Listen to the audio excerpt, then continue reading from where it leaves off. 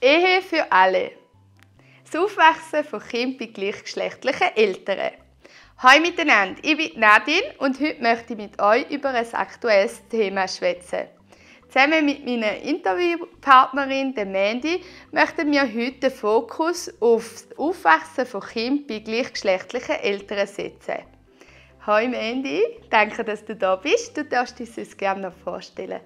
Hallo miteinander, ich bin 29, von Beruf bin ich Sozialpädagogin und ich lebe mit einer Frau zusammen. Wir würden jetzt gerne mit dem Interview starten, wenn das für dich gut ist. Sehr gerne. Ich habe als erste Frage mir überlegt, was ein Kind braucht für ein gesundes Aufwachsen, für eine gute Entwicklung.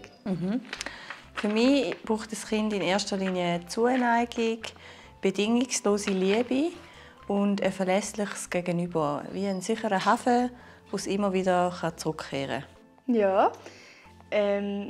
Könnten da verschiedene Geschlechter oder könnten da nur Heteropärchen? Wie siehst du das?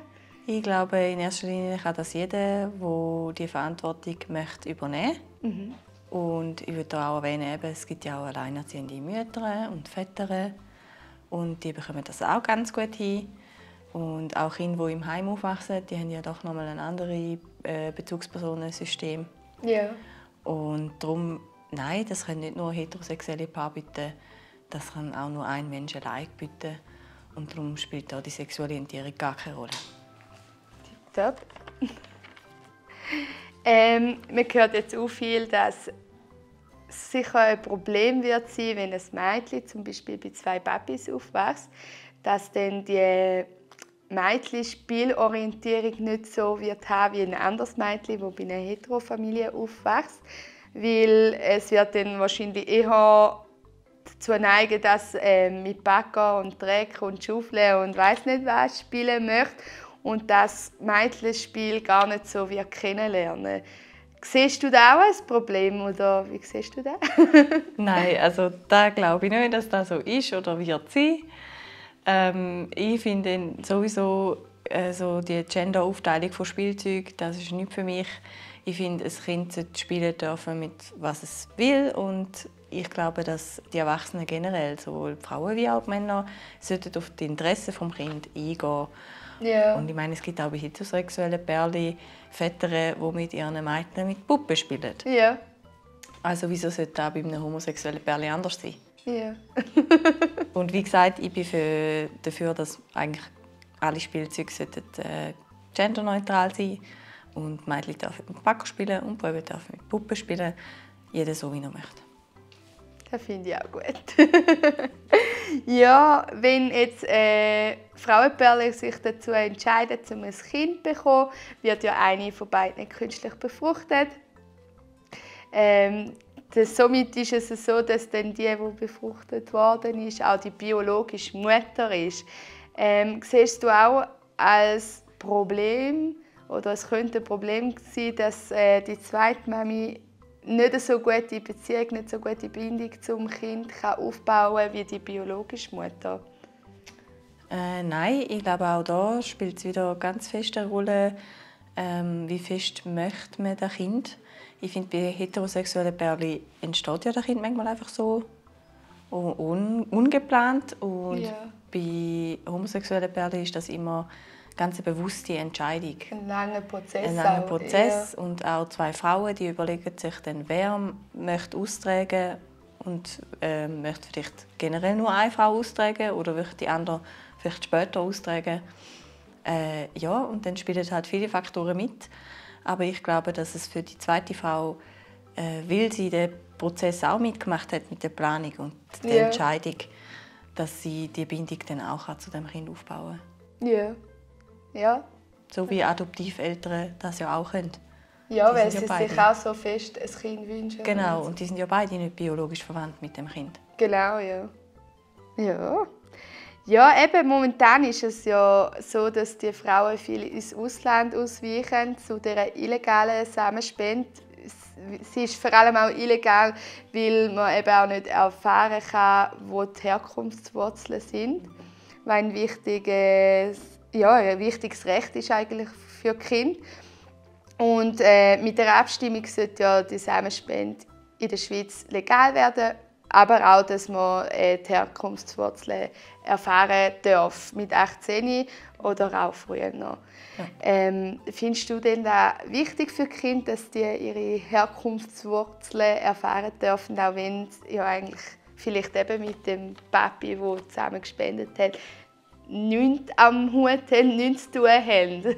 Ja, ich finde es ganz wichtig, weil ich denke, es ist ein Bedürfnis des Menschen, seine Herkunftswurzeln zu kennen, zu wissen, was macht mich aus, mein Erbgut, wo kommt das her? Ja. Man sieht ja auch bei adoptierten Kindern, dass die das oft wissen, nicht alle, aber die meisten schon. Und ich finde, das Recht hat das Kind, ja, auf jeden Fall. Und es gibt ja auch viele Frauen, die den Weg gehen, dass sie auf natürliche Art und Weise eine Samenspende empfangen. Mhm. Und der Vater dann auch die Vaterrolle einnimmt. Das möchte ich und meine Partnerin dann irgendwann in der Zukunft so machen. Ja. Und dann ist ja eben das Vorbild und der Vater auch da und das Kind weiss, das ist mein biologischer Ursprung. Also dann wird es bei euch also sein, dass das Kind auch regelmäßig Kontakt hat mit dem Papi. Genau, und ja. dem auch Papi sagt. Und genau. Ja. Das soll wirklich ein vollwertiges Familienmitglied sein. Ja. Und mit dem Kind auch ganz normal interagieren. Okay. Genau. Ja, das finde ich cool. Ja. Ja. Ja, weil das ist wirklich wichtig. Und eben, das Kind wird irgendwann fragen, wo komme ich her. Und das darf es dann auch erfahren. Und bei uns weiss es einfach schon immer. Ja, also dann findest du auch wichtig, dass ein Kind verschiedene geschlechtliche Bezugspersonen hat. Auf jeden Fall. Meinst du denn, wenn Frauenpärchen das nicht so machen wie ihr, hat es dann auch genug männliche Bezugspersonen? Ja, oder wo findet es die? Ich denke schon. Ich meine, fast jedes Kind hat 2 Großeltern. Mhm. Meistens hat man ja noch Geschwister, da ist vielleicht noch ein Bruder, ein Onkel, ein Götti. Also, und irgendwann kommt es in ein Schulsystem, dort hat es auch männliche und weibliche Vorbilder. Also das ist überhaupt kein Problem. Und ich finde, je mehr Vorbilder, desto besser. Ja. Und je verschiedenartiger die sind, ist auch desto besser. Ja, ja. Genau. Tipptopp. Ja, man hört jetzt auch viel, dass Kinder aus Regenbogenfamilien werden wahrscheinlich eher dazu neigen, dass sie in Zukunft sich auch einen gleichgeschlechtlichen Lebenspartner, Partnerin suchen. Kannst du dir das vorstellen oder ist das für dich irgendwie Nein. Ja. Nein, das kann ich mir nicht vorstellen. Und das belegen auch Forschungen, dass das nicht so ist. Okay. Kinder aus Regenbogenfamilien werden nicht häufiger auch homosexuell. Sie sind generell offener, um überhaupt über das Thema reden und so. Ja, das kann ich mir vorstellen. Ja, das ist halt auch, macht auch noch Sinn, wenn die in der Familie das einfach als akzeptiert erfahren. Es ist einfach das Norm für sie, wie Genau. bei einer Heterofamilie halt Mami-Papi-Norm ist. Ja. Und darum, aber sie kennen ja die andere Norm auch, das geht ja nicht an ihnen vorbei. Ja, ja. Und ja, vielleicht... Nein, also ich kann mir das nicht vorstellen. Und eben die Studien belegen auch ganz klar, dass das nicht so ist. Ich denke aber, wenn das Recht hinter uns dann steht, dann wird es halt generell mehr Outings geben, weil sich die Leute dann getrauen und bestärkt fühlen. Und ja. Das ist auch gut so. Weil es auch sozusagen ja, erlaubt ist. Oder? Genau. Ja, auch von der Gesellschaft mehr akzeptiert wird, wahrscheinlich, wenn es dann auch das Recht dahinter steht. Genau, und darum ist es so wichtig. Ja. Ja, noch etwas, was viele als Problem sehen, ist, dass Kinder aus Regenbogenfamilien wahrscheinlich in Zukunft in der Schule eher die Mobbing-Opfer sind, die gecancelt werden, weil sie halt 2 Mamis daheim haben oder 2 Papis und nicht halt die normale Familienverhältnis, wo man eigentlich haben oder sollte. Ja.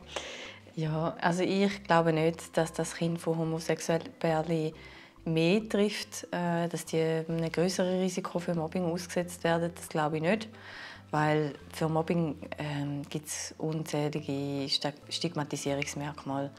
Kinder sind so kreativ. Oder? Ja, das stimmt. Wenn jemand die falsche Markenklamotten anhat oder die falschen Farbschuhe oder was weiß ich.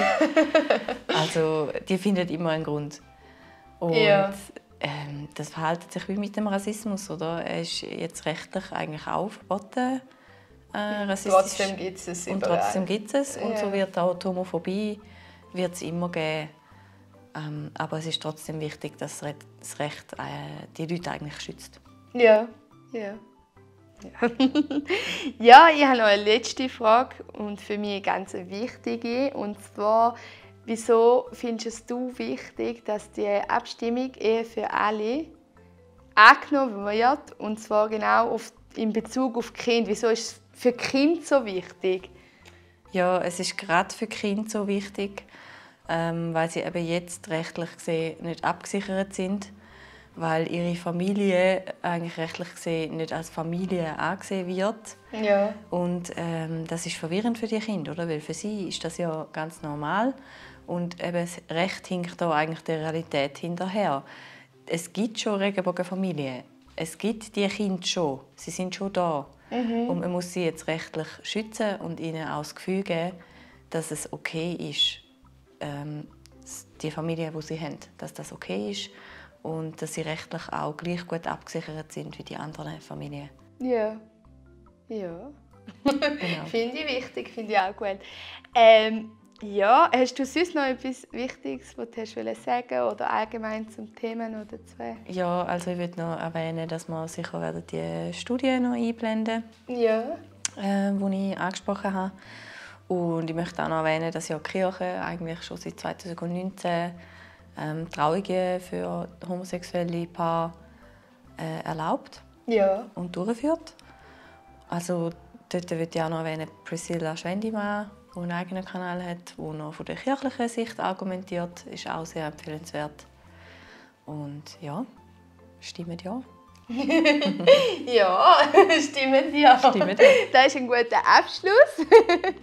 Ja, ich hoffe, wir haben eure Fragen ein bisschen klären oder eure Unsicherheiten. Und dann einfach ganz kurz und knapp ja für alle. Und Genau. tschüss miteinander. Tschüss.